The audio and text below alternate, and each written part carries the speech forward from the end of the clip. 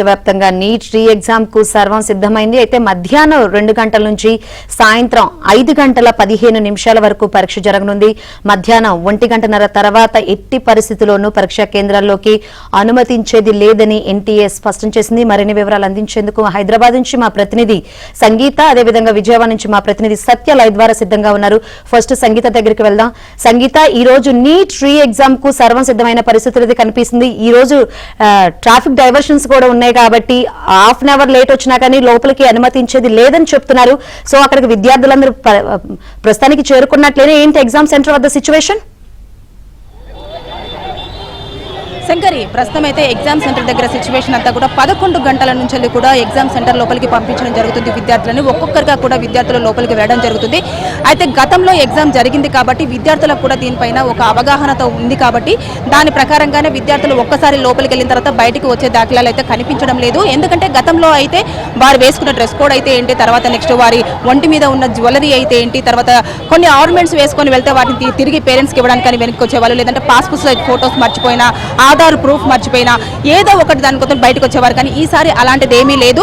అయితే 11 గంటల నుంచి 1:30 వరకు లోపలికి పంపించే అవకాశం ఉంది. 31 నిమిషం తర్వాత వచ్చిన వారికి ఎట్టి పరిస్థితుల్లో కూడా లోపలికి అలో లేదు.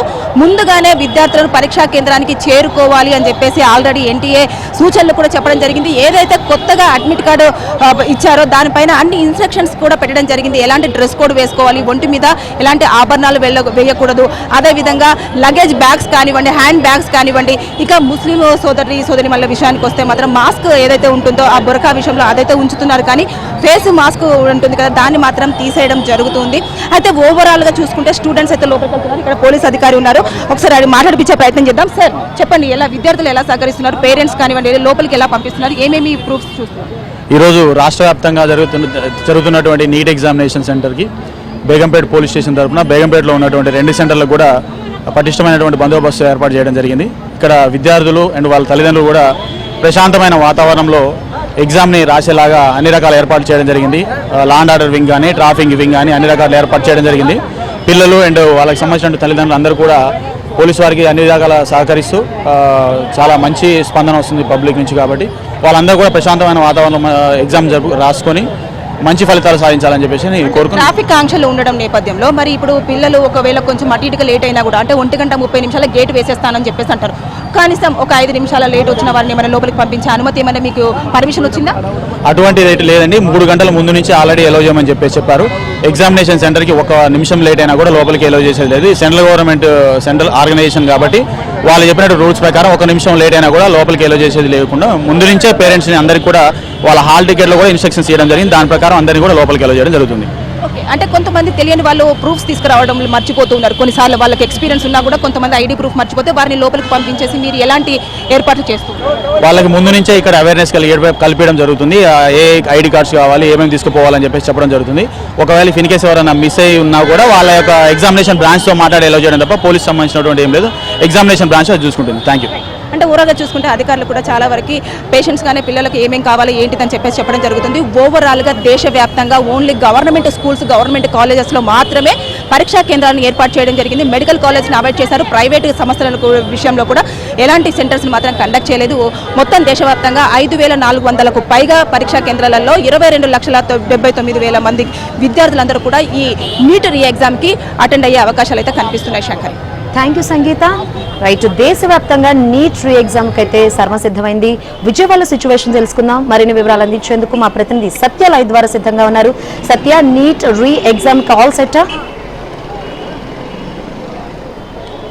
నీట్ రీ ఎగ్జామ్ సెంటర్ వద్ద పోలీసులు బందోబస్తు బాగా ఎక్కువ ఉంది. చూడొచ్చు మనం ఇక్కడ నీట్ రీ ఎగ్జామ్ అంటే గత అనుభవాల దృష్ట్యా అత్యంత జాగ్రత్తగా ఈసారి ఎగ్జామ్ నిర్వహించేందుకు అన్ని జాగ్రత్తలు తీసుకున్నారు. అదే సమయంలో ఎగ్జామ్కి ఏమేమి తీసుకెళ్లాలి, ఏమేమి తీసుకెళ్లకూడదు అనేది డూస్ అండ్ డోంట్స్ కూడా ఇప్పటికే సిద్ధం చేసిన పరిస్థితి అయితే ఉదయం 11 గంటల నుంచి మధ్యాహ్నం 1:30 వరకు కూడా ఎవరైతే ఈ పరీక్షకు హాజరవుతున్నారో అభ్యర్థులు వారందరినీ కూడా లోపలికి పంపిస్తున్నారు. 1:30 తర్వాత ఒక్క క్షణం లేట్ అయినా కానీ వారిని లోపలికి పంపేదని ఇప్పటికే ప్రకటించారు. దీనిలో భాగంగా నీట్ రీ ఎగ్జామ్కు ఇప్పుడు ఆంధ్రప్రదేశ్ వ్యాప్తంగా అదేవిధంగా దేశవ్యాప్తంగా కూడా సర్వం సిద్ధమైందని చెప్పుకోవచ్చు.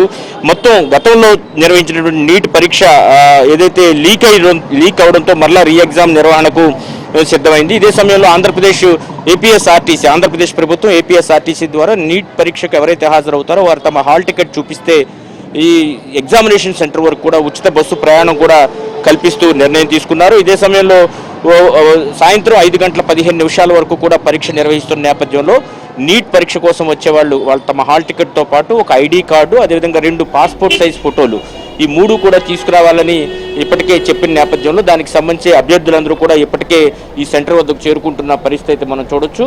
ఇక్కడ మెయిన్గా BSRK municipal corporation high school Mogalrajpuram సెంటర్లో ప్రస్తుతం మనం ఉన్నాం. ఇక్కడ మొత్తం 240 మంది విద్యార్థులు తమ పరీక్షను రాయబోతున్నారు. పరీక్షకు లోపలికి వెళ్ళడానికి అంటే నేషనల్ ఎన్టీఏ ఏదైతే నేషనల్ టెస్టింగ్ ఏజెన్సీ ఏదైతే ఉందో సెల్యులార్ డివైస్ కావచ్చు, ఇయర్ ఫోన్స్ కావచ్చు, టెక్ పెన్స్, టెక్నికల్గా ఉపయోగించే పెన్ కావచ్చు, పెన్ డ్రైవ్లు, బ్లూటూత్లు, క్యాలిక్యులేటర్లు, అదేవిధంగా పేపర్ చిట్స్, ఈటబుల్స్, తినే వస్తువులు కానీ, జ్యువెలరీ కానీ, వాచెస్ కానీ, పర్స్ కానీ, గోగల్స్ కానీ, కెమెరా కానీ, నోట్బుక్స్ అండ్ బుక్స్ వీటిని కూడా అనుమతించేది లేదని ప్రతి సెంటర్ ముందు కూడా ఇలా ఒక డిస్ప్లే కూడా ఏర్పాటు చేశారు.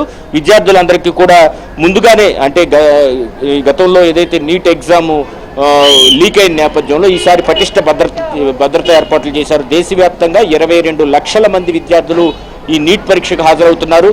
సుమారు 2 లక్షల మంది వరకు సిబ్బంది ఈ పరీక్ష కోసం ప్రభుత్వం వినియోగిస్తుంది, కేంద్ర ప్రభుత్వం. మొత్తం మీద విజయవాడలో అయితే మాత్రం నీట్ పరీక్ష ప్రశాంతంగా మరి కాసేపట్లో ప్రారంభం కానుంది.